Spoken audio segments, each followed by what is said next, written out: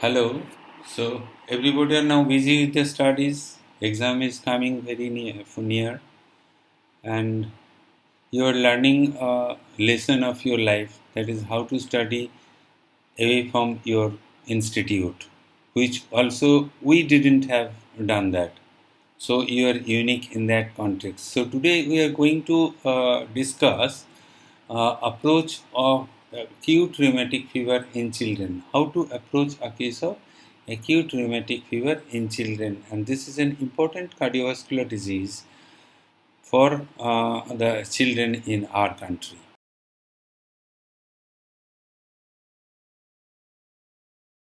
So, what are the basic or salient features of acute rheumatic fever? The features are it's an immunological disorder. So, acute rheumatic fever is not an infective disorder, it's an immunological process. Who initiates it? It's a group A beta strep hemolytic streptococcal infection that initiates it. Now, antibodies against the bacterial cell wall component, they cross react with the connective tissue in the body like brain, heart, joints due to, remember this term, molecular mimicry resulting in acute rheumatic fever. Say we can give an example how it happens. Somebody has hit you amongst your friends, obviously. Somebody amongst your friends has hit you from the back and you couldn't see who has done that. Now you got a glimpse of his or her view. Now suddenly you found some of your friend passing by and you thought it's the same person. Maybe they look somewhat alike. Now what happens? And go and charge him. So because of the similarity in the appearance, so he got the charge unnecessarily. So it is the mimicry in the facial appearance or outwardly appearance that has led to this condition. Here what happens, we'll gradually learn, and in the next few slides we'll know what are the molecules that are responsible for that. But there is certain similarity between the molecules of the bacterial cell wall of streptococci and the molecules present in our body system like brain, heart, joints, etc. So the antibody that has developed against the streptococcal cell wall component due to the infection, they cross react with those body tissues. So that's how the immunological process is initiated, and this is the basic essence of acute rheumatic fever pathogenesis. And obviously, there would be a strong relationship with this streptococcal infection, because without streptococcal infection there cannot be any rheumatic fever like this. Though there are few rare exceptions, I am not going into that. There is no single confirmatory laboratory test. This is very important. You cannot go and send the patient to the lab, see the patient, send the patient to the lab, go and get the test of rheumatic fever, and he get either positive or negative. No, this will not happen. And prompt treatment with antibiotics will reduce the antigen antibody reaction and reduce or prevent rheumatic fever. These are the very few and very important salient features of acute rheumatic fever.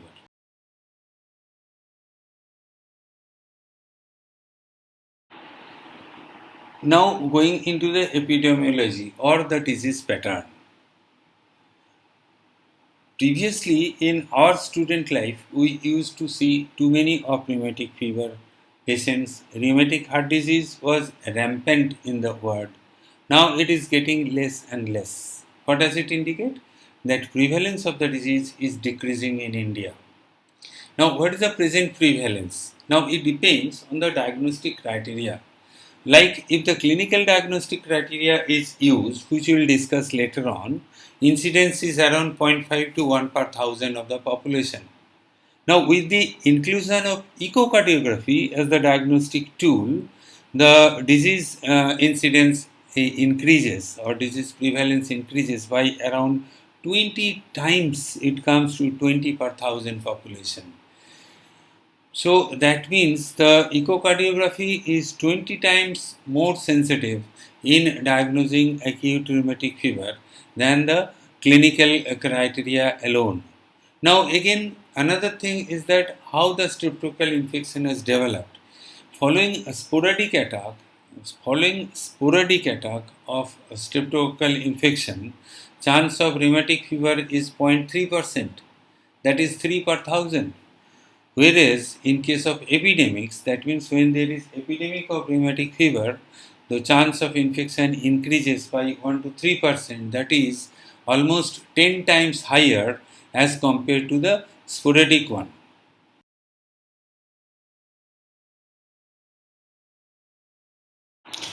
Most commonly, children between 5 to 15 years are affected. If you go into the incidence of the disease, first episode is rare below 3 years. So, any patient presenting with cardiac disease below the age of 3 years is very unlikely due to rheumatic fever, and most are of congenital in nature. And after 30 years also it becomes very rare. If we go into the sex preponderance, it is equally affect both male and female, though aortic valve involvement is more common in males, whereas mitral disease and chorea are more common in female.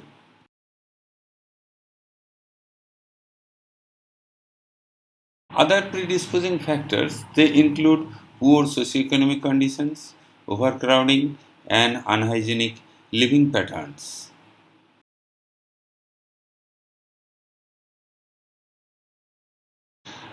Now, what is the etiology? There is how rheumatic fever develops. Usually, we actually don't know the actual cause why and how rheumatic fever develops, but there is some epidemiological associations which show that relevance and relationship with infection with group A beta hemolytic streptococci, as evidenced by you see epidemics of streptococcal infection is associated with higher incidence of acute rheumatic fever in follow-up years.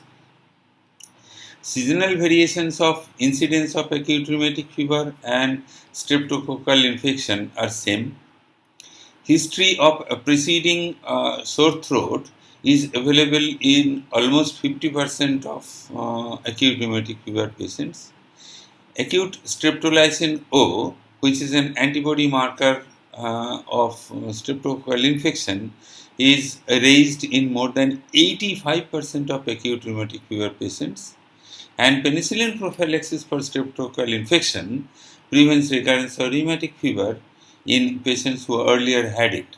All these points to the fact that there is definitely some epidemiological relationship between beta hemolytic streptococci infection and the rheumatic fever etiopathogenesis.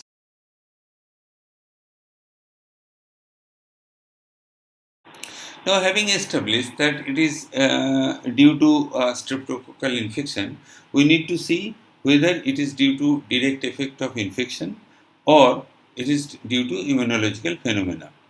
You see, if we go into the different culture patterns of fluid from rheumatic joints or cardiac tissues, we have never been any evidence of isolation of streptococci from those specimens. So it is unlikely to be due to direct effect of infection. Again, there is a latent period of 10 days between acute rheumatic fever following streptococcal infection, and these 10 days it is similar to the antigen antibody reactions in serum sickness. So you need to give certain time for the antibody to develop and that antibody to work to lead to damage to the tissues and development of symptoms due to either tissue damage or due to cytokine effect. So this gap of 10 days also speaks that it is not an effect of direct infection of streptococci.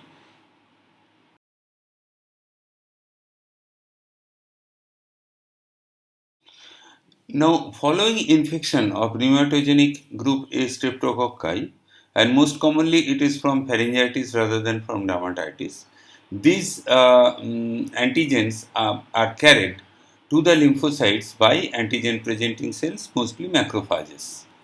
Now, this in the there is the two types of B cells, I mean lymphocytes. One is the B cells and another one the T cells. Now, these macrophages, they also release interleukin 2 and TNF alpha and others cytokines that lead to priming and stimulation of the CD4 cells in the T cell series. Now, B cells being stimulated by the antigen antibody antigen attachment lead to there is secretion of antibodies, synthesis and secretion of antibodies. These antibodies, due to molecular mimicry, which we'll discuss in next few slides, gets attached to the valve endothelium. Gets attached to the valve endothelium. Now, with this attachment to the valve endothelium, these endothelial cells, they release one type of receptors that is called vascular cell adhesion molecule or VCAM1. Now, with the expression of these receptors, these prime CD4 cells now has got chance to get attached to the endothelial cells more prominently, and now these CD4 cells leads to secretion of more cytokines in the interferon or TNF group, leading to damage to the vascular endothelium, and they gradually enter deeper into the collagen and connective tissues, leading to neovascularization and damage to the endothelium. That is the basic essence of pathogenesis of acute rheumatic fever. The B cells are the starting point which is maintained and actual damage is inflicted by the T cells.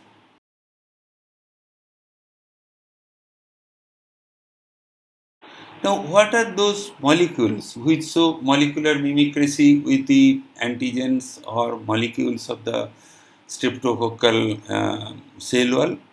So, in the intracellular, it is the tropomyosin and vimentin in the cardiac tissue, and tubulin in the brain tissue has been found to have molecular mimicry with those. In the extracellular, again, valve endothelial surface, that is the laminin, and in the brain, it is the lysoganglioside that has got and that show molecular mimicry. So, these are the two types of molecules that show molecular mimicry, and due to this mimicry, these antibodies get attached to the cardiac tissue and brain tissue and other tissues and inflict the damage.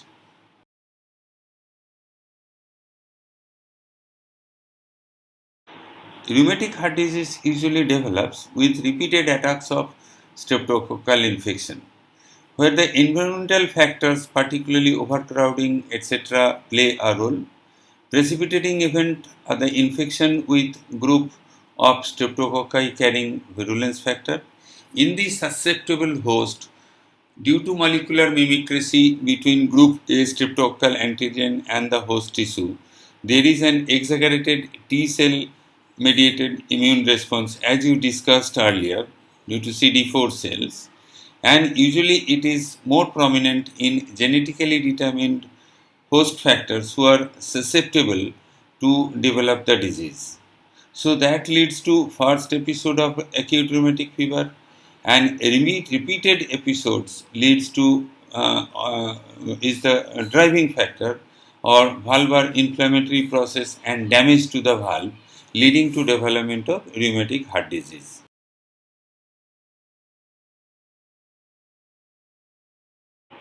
As we discussed, there is no single diagnostic criteria which can establish diagnosis of acute rheumatic fever. It is actually a clinical diagnosis by considering a group of features that was postulated initially by Sir Duckett Jones that went on revision time and again, and the current one is like this. It is composed of major and minor criteria and you have to have supporting evidence of preceding streptococcal infection within last 45 days. So that is called supporting or essential criteria. Now what are the major criteria? Major criteria again divided into early and late. Early features include those which develop within a very early period, that is a carditis, arthritis and erythema marginatum, and late features which develop later on is the chorea and subcutaneous nodule. Minor again is the clinical features like fever, polyarthralgia and previous rheumatic fever or rheumatic heart disease that is applicable only for the second attack. In the laboratory test, it is the leukocyte count, TLC should be high, CRP should be high, that is the acute phase reactant, ESR should be more than 60 millimeter in the first hour, and in the ECG there has to be prolongation of peer interval. Now, what are the supporting evidence of preceding streptococcal infection? That means there has to may have residua of scarlet fever in, that is a clinical one, that is a excoriations on the skin, or you may get throat swab culture positivity as an evidence of streptococcal infection. Now, rapid antigen test during infection may also come positive for group A streptococci, or you may get antibody response to streptococcal infection like anti-streptolysin O, anti-DNase, and anti-NADase, like this.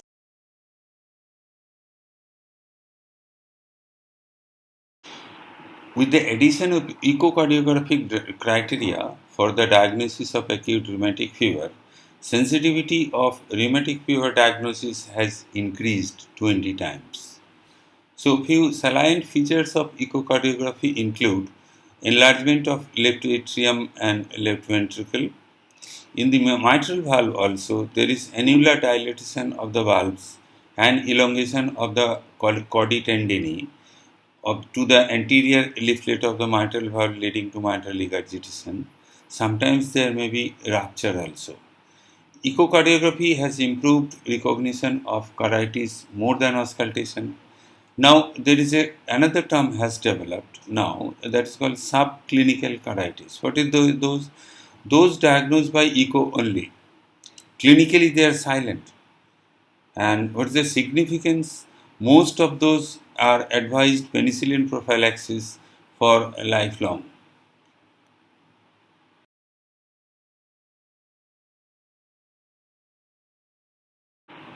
This slide shows the summary of timeline of different features of acute rheumatic fever. As you can see from here, polyarthritis develops 01, that is the very early, that's the earliest feature is polyarthritis and also carditis. Erythema marginatum almost is similar to polyarthritis and carditis. Hence, these three together are called early manifestations. Whereas chorea, as you can see, and also subcutaneous nodule developed around 3 to 4 weeks following the onset of rheumatic fever. So that's why these two, chorea and subcutaneous nodule, are called late features of acute rheumatic fever.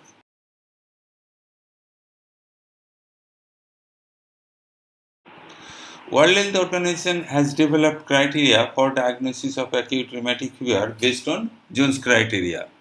Now they have divided the different criteria based on primary episode, recurrent attacks with rheumatic heart disease or without rheumatic heart disease, and for diagnosis of rheumatic chorea and insidious onset rheumatic carditis.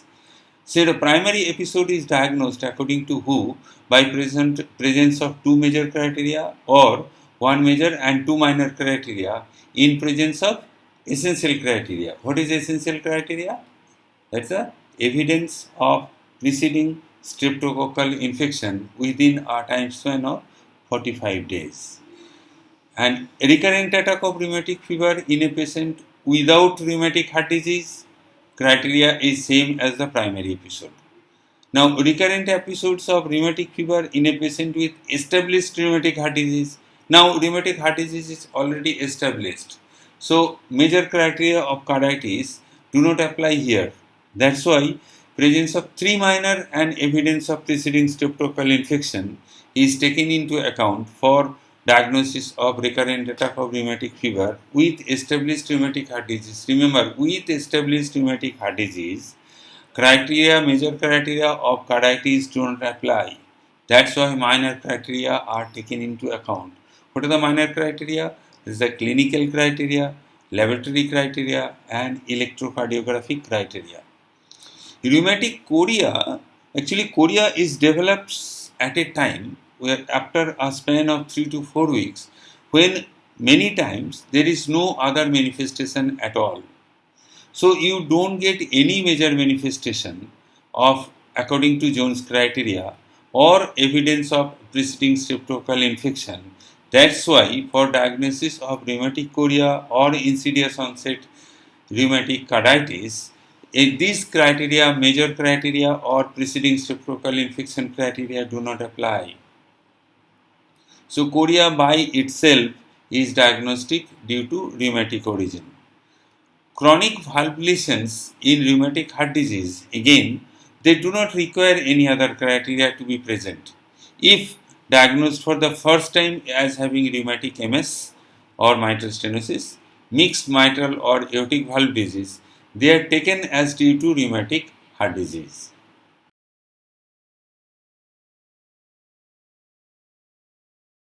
Another term has been coined by who is the probable rheumatic fever. What is probable rheumatic fever? Probable rheumatic fever is the condition when other diagnoses are excluded in the vulnerable age group. What is the vulnerable age group? 5 to 15 years in high incidence setting. And the criteria included here is the polyarthritis or polyarthralgia. Either you have to have polyarthritis or polyarthralgia or monoarthritis and more than three or more minor criteria. Monoarthritis and 3 or more minor criteria, either of these two, polyarthritis, polyarthralgia or monoarthritis and more than 3 minor criteria, in presence of evidence of preceding streptococcal infection is diagnostic of probable rheumatic fever. Here no major criteria is required. The age group has to be in the vulnerable period and the epidemiologically the area should be high in the high incidence setting.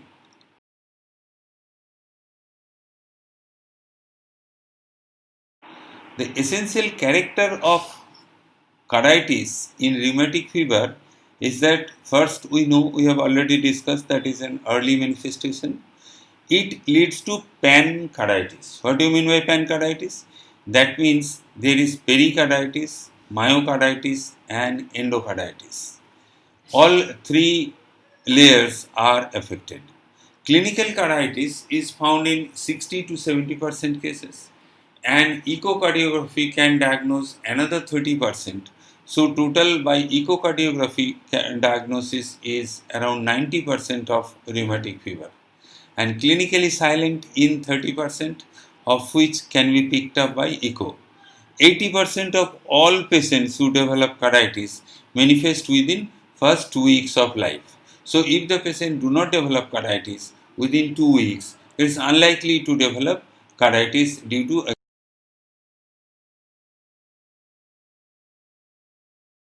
Now going into detail of pericarditis, we will go one by one. Pericarditis, myocarditis and endocarditis. The features of pericarditis include patient will have precordial pain which may be severe. On auscultation, you may get friction rub. ECG may show STTOF changes. Effusion, if you find even in echo, that would be very small and that do not lead to tamponade or do not lead to constrictive pericarditis in future life. Remember, this is very important. So, pericarditis and pericardial effusion in rheumatic fever do not lead to tamponade or constrictive pericarditis. Rheumatic pericarditis never occurs in isolation. This is another important feature.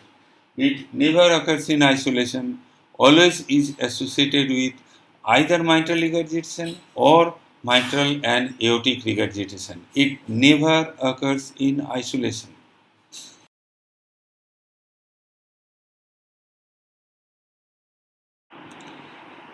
What are the features of myocarditis? Most important feature of myocarditis is congestive heart failure, and this is the main cause of morbidity and mortality in rheumatic fever. So what happens here is the heart is enlarged, so increased or enlargement of the heart size. Because of the enlargement of heart size and weak myocardial contraction, first heart sound is usually soft. You develop an S3 and that leads to protodiastolic gallop in association with tachycardia. That is the S3 gallop. Cary-Coombs murmur is a mid-diastolic murmur due to turbulent flow across the inflamed and thickened mitral valve that develops in acute rheumatic fever.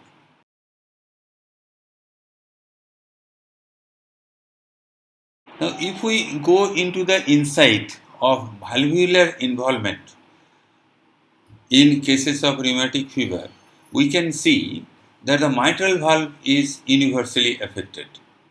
And most common lesion in mitral valve is mitral regurgitation because of enlargement of the annulus. So mitral and aortic regurgitation both combined are in incidence is around 25%, and pure air is very rare. And tricuspid regurgitation also it occurs in 10 to 30%, but never occurs in isolation. And one thing very important you should remember that the pulmonary valve is never involved in acute rheumatic fever. So pulmonary valve will not be involved. There would not be any evidence of pulmonary regurgitation in cases of rheumatic fever. And most commonly involved valve is the mitral one.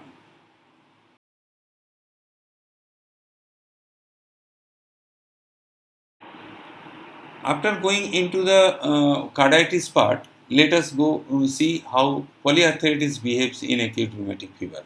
It is also part of early manifestation. Incidence is around 30 to 50% of acute rheumatic fever in India, where clinical carditis is around 60 to 70%, and echocardiography add another 20% to the diagnosis. Usual joint involvement of the large joints. Very uncommonly, small joints are affected. The classical presentation is said to be fleeting or migratory. What do you mean by migratory? That means now in one joint and later in another joint. Initially, say knee joint is affected. After 3 to 4 days, it's the ankle joint is affected. And when ankle joint is affected, knee joint is already healed. What are the features you find in the joints? Is the redness, warmth, swelling, pain, and limitation of movement. So all these features are found in the polyarthritis part, but the most important, very important clue here is the pain. Pain is so severe or excruciating that the forget about bearing weight, patient even cannot bear the weight of bed set. So, an important feature is that there is no residual damage. That's why the dictum it is said that the rheumatic fever it bites the heart but licks the joint. It only licks the joint. It do not lead to any residual damage. Okay.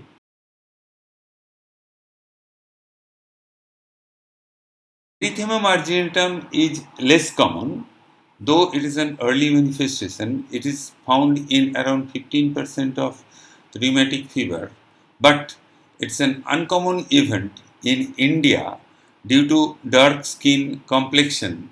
It is difficult to find out. The marginatum lesions are predominantly found over the trunk. It's a reddish, macular, non-itchy, very important to differentiate from other lesions. It is non-itchy. Start with a red spot with a pale center and gradually coalesce with each other to take on this serpiginous. It is a serpiginous, you see, serpiginous appearance.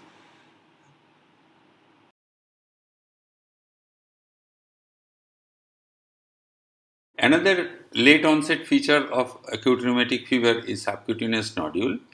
It's a late manifestation, as we know, and is found in 3 to 20% of acute rheumatic fever cases in India.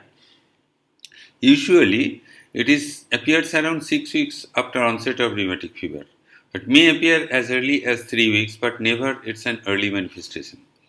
It's a firm, round, important, painless, to differentiate from other conditions which are painful.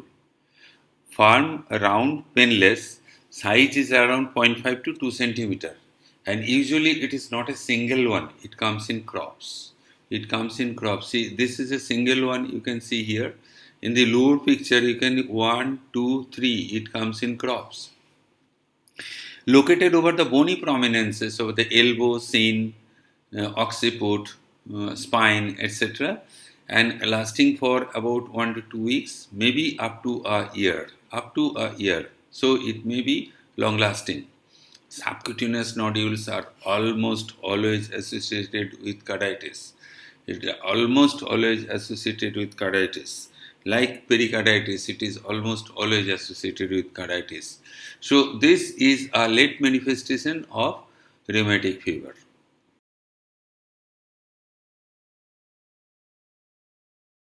Next few slides we'll discuss about rheumatic chorea. Rheumatic chorea, again, as we know, it's a late manifestation, and it is about 3 months from the onset of rheumatic fever. By the time it manifests, patient may not have any other feature of rheumatic fever. That's why isolated rheumatic chorea is a diagnosis.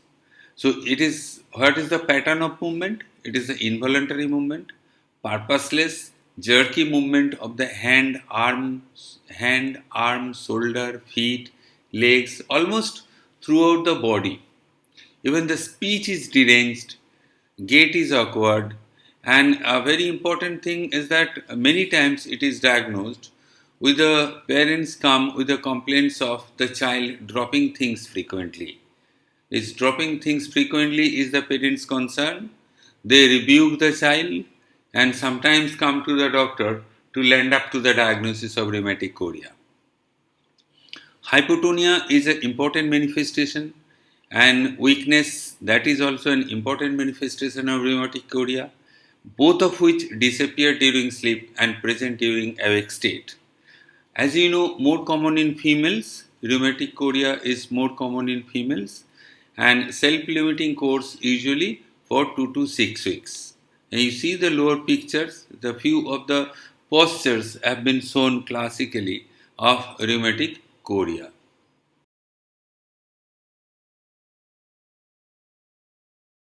The different clinical manifestations of rheumatic chorea, most important and consistent is the hypotonia.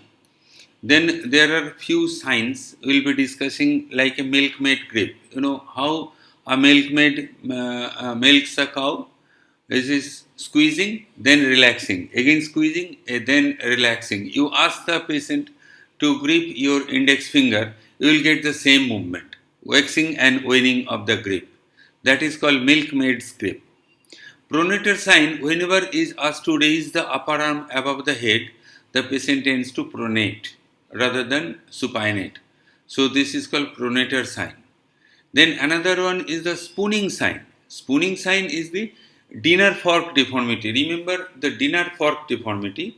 When the upper arm is stretched out, this pattern develops. What is that? Patient usually hyperextends the elbow. You see, go on doing this hyperextension of elbow. Forearm is hyperpronated. Forearm is hyperpronated. And wrist, there is flexion, metacarpophalangeal joint extension, and fingers separated. You see, this is like a dinner fork. So this is called dinner fork deformity or spooning sign. It is a sign of hypotonia and more pronounced when the arm is raised above the head, like the pronator sign.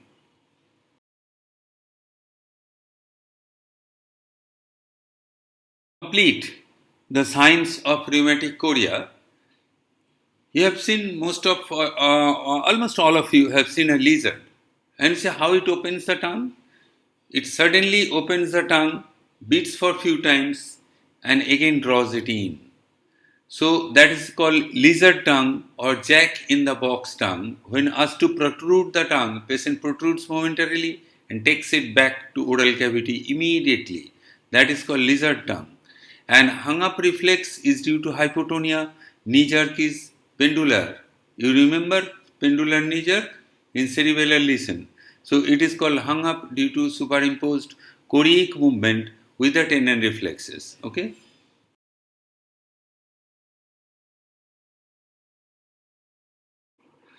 So by the time we have discussed about what is acute rheumatic fever and what is the epidemiology of the acute rheumatic fever, what is the etiopathogenesis of acute rheumatic fever, individual clinical manifestations of carditis, arthritis and other major features of acute rheumatic fever, and short discussion about rheumatic chorea. Now let us move to the management part. Management is essentially comprises of two heads. One is the supportive management and suppressive management. Since it is an inflammatory disease and not an infective one, so you have to suppress the inflammation. That role is done by the suppressive management, and supportive management help the patient get over the crisis period. Main supportive management include bed rest, there is a dietary modifications and antibiotics as needed. And suppressive management is given as aspirin or steroids.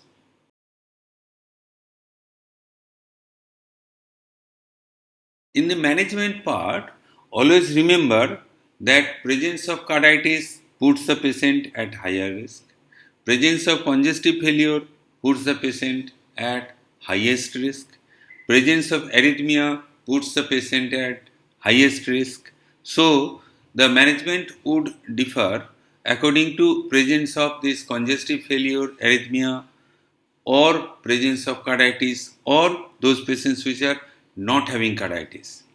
Again, in bed rest, you see, without carditis, usually 2 to 3 weeks rest is recommended, after which patient will become ambulatory. But with carditis, is usually rest is prolonged. As I said, it's around 1 to 3 months, particularly when associated with congestive heart failure. In diet, salt restriction is not necessary unless patient is having congestive heart failure and not responding well to treatment. If the patient is responding well to suppressive management and is not having congestive heart failure, there is no need to restrict the salt. Otherwise, salt restriction should be applicable. Antibiotics, single, this is treatment part. You remember, this is not prophylaxis, this is treatment part. Single dose of benzathine penicillin after taking throat swab, or oral penicillin 250 milligram QID for 10 days is an alternative. Or if the patient is allergic to penicillin, then erythromycin in the same dose. So first drug is benzathine penicillin, single dose. If it is not acceptable to the parents or the patient, then oral penicillin may be given, or in penicillin allergic case, you can go for erythromycin. Okay.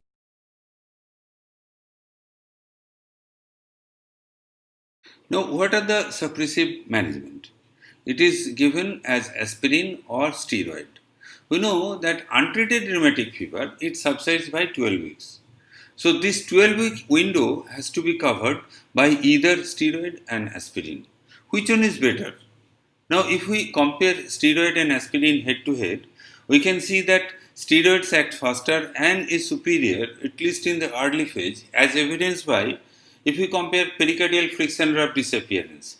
Pericardial friction rub disappears in 3 to 5 days and no new sounds develop as compared to aspirin. Subcutaneous nodule, they also disappear faster. If we treat patients with carditis with CHF with aspirin, mortality is higher as compared to steroid. So, steroid has definitely got a beneficial edge than aspirin in the suppressive management of acute rheumatic fever.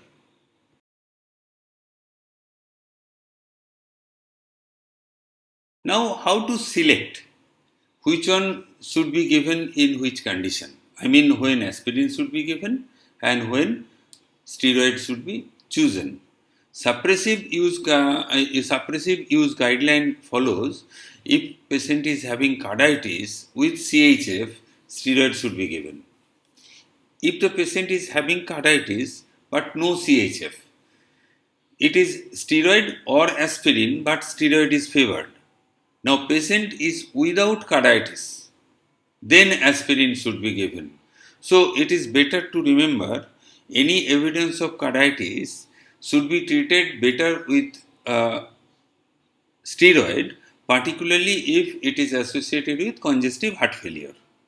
Now, what's the dose? Aspirin is usually given in 90 to 120 milligram per kg per day in 4 divided dose, and prednisolone in 2 milligram per kg per day in 60 milligram per day max.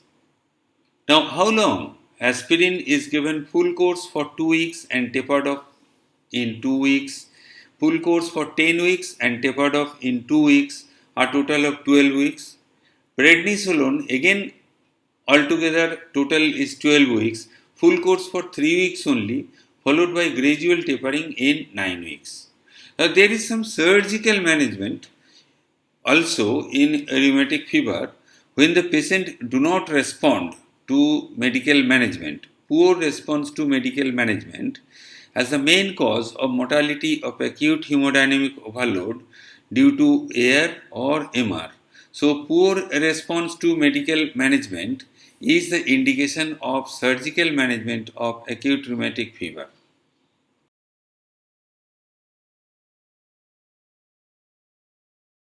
So, chorea, do we need to treat or we don't? We know that chorea is a self-limiting disease. So, even if we don't treat, it will subside. So, reassurance about the self-limiting course, particularly to the parents, is most important. And more so, they do not respond well to suppressive therapy.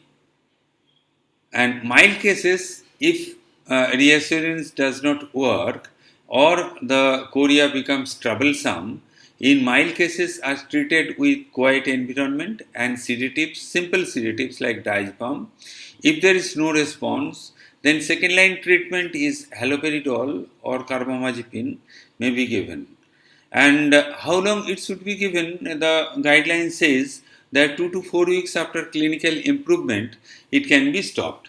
2 to 4 weeks after clinical improvement, the drugs for chorea, be it diazepam, haloperidol, or carbamazepine, they can be stopped. Okay.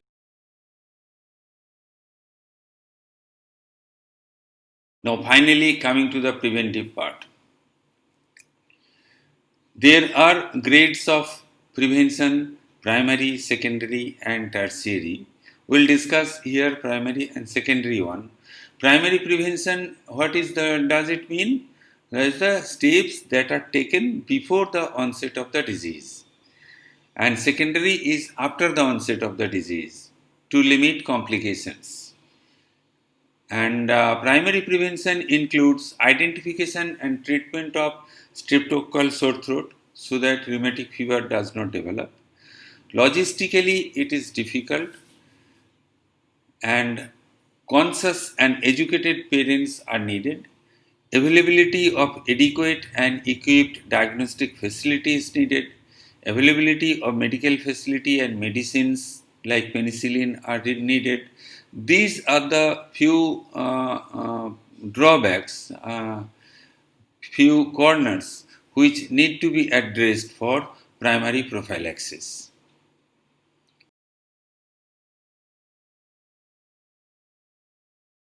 As we discussed, secondary prophylaxis.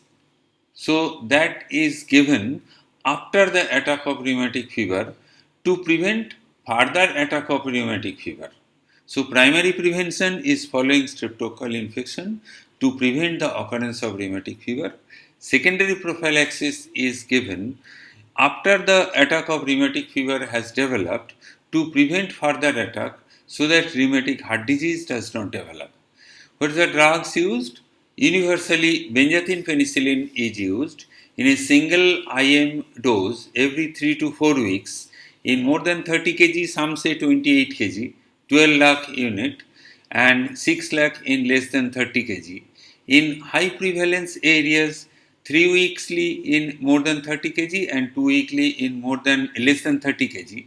That is, more frequently, benzathine penicillin should be given.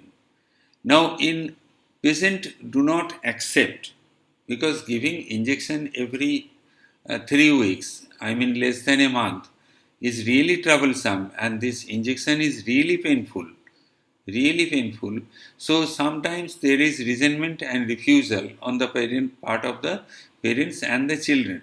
In those conditions, penicillin V or oral penicillin 250 milligram orally twice daily should be continued, and erythromycin should be used in those cases where we are allergic to penicillin. See, the drugs are same for treatment and prevention, but the dosage are different.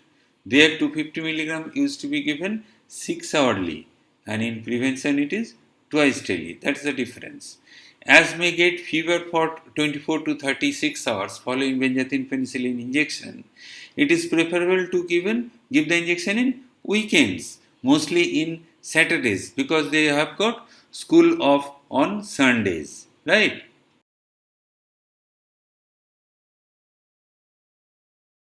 Now, after establishing that we need to give secondary prophylaxis following a rheumatic fever, we need to know how long we need to continue. Now, here again, grade of the disease counts. Those with carditis or without carditis. Without carditis, it is said that it should be given at least for 5 years after the last episode or 18 years of age, whichever later. That means if the patient develops rheumatic fever at the age of 17 and do not develop carditis, the secondary prophylaxis should be given till 17 plus 5, that is 22 years. Or if the patient develops this rheumatic fever without carditis at the age of 10, there it can be stopped at 5 plus 5 is equal to 10 years. No, up to 18 years. That is the importance of knowing 18 years of age or whichever longer. So up to 18 years you have to give. If you add 5 years with the onset of disease in age more than 18 years, then that longer period should be covered. Now with carditis, 10 years after the last episode or 25 years age, whichever is longer. Now when the rheumatic heart disease is established or you needed surgery for rheumatic heart disease, then treatment should be continued lifelong. There are some cardiologists and epidemiologists nowadays, they say that treatment may be discontinued after the age of 40 years. Why? Because chance of recurrence beyond that 40 years age is minimal. And also, in epidemiological point of view, chance of onset of rheumatic fever after the age of 30 years is minimal. That's why they prefer to continue it till 40 years of age, right?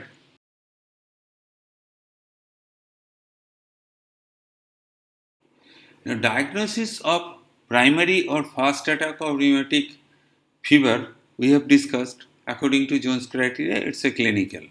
Now, suppose a patient of 12 years has come with features of mitral regurgitation and has come with fever. You have to decide whether a rheumatic fever has developed once again, that is, activity of rheumatic fever has to ascertain. That is sometimes a difficult task, and we need to know and consider salient point to come to a definite decision. So, evidence of active rheumatic fever in a patient with established rheumatic heart disease, how to do it? Now, if there is history of arthralgia or arthritis within a period of less than 12 weeks, why 12 weeks? Because untreated rheumatic fever becomes inactive by 12 weeks period. So, history of arthralgia or arthritis within a period of less than 12 weeks particularly if it is associated with evidence of acute phase reaction like elevated acute phase reactants of ASO, CRP, ESR, etc. It's an evidence of active carditis or active rheumatic fevers more so.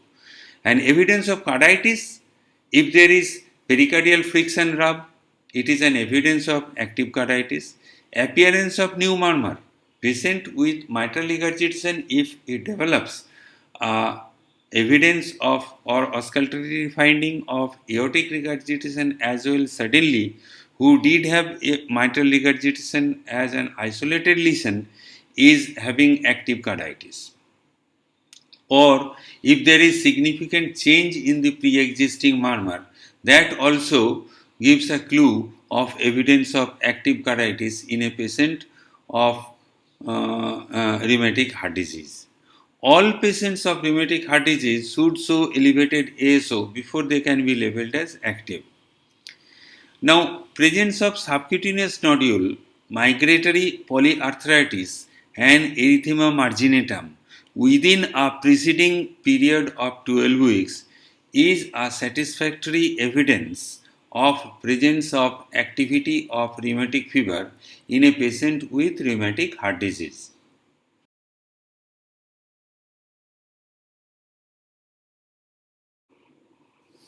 Now, by the time we know that rheumatic fever needs a streptococcal infection, evidence of streptococcal infection, and arthritis, these two are salient common findings with other findings of Jones criteria. Now, if the patient following streptococcal infection comes with arthritis, another type of clinical feature that develops that do not fulfill a full rheumatic fever diagnosis, and we need to differentiate from the rheumatic fever, and that is post streptococcal reactive arthritis.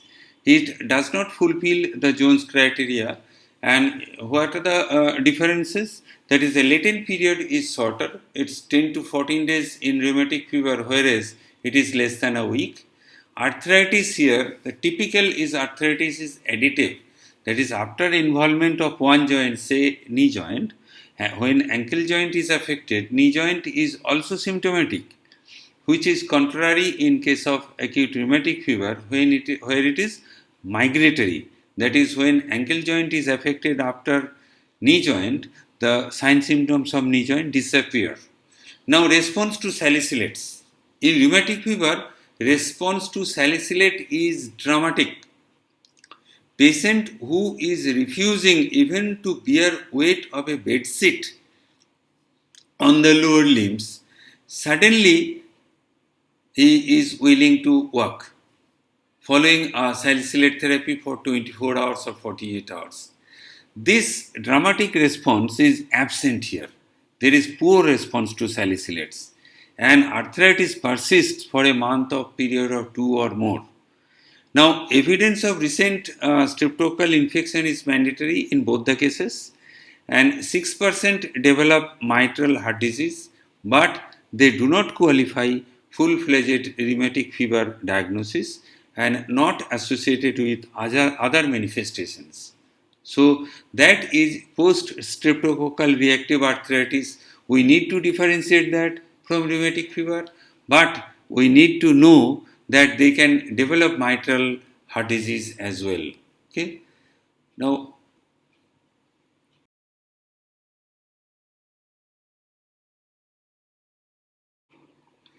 at the end, let us summarize what we have discussed in this lecture.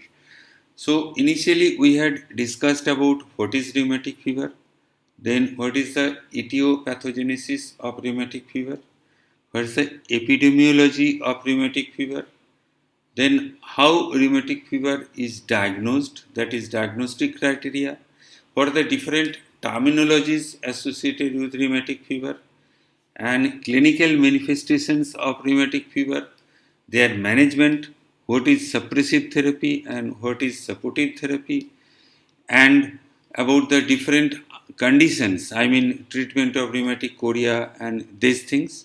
And last of all, we need to differentiate rheumatic fever from post streptococcal reactive arthritis. So at the end of the class, I think you can highly understand and able to answer all these questions, and go on reading. If there is any more doubt, please don't forget to inform me. I'll be there to clear your doubt, and we'll be waiting for the next class. Thank you.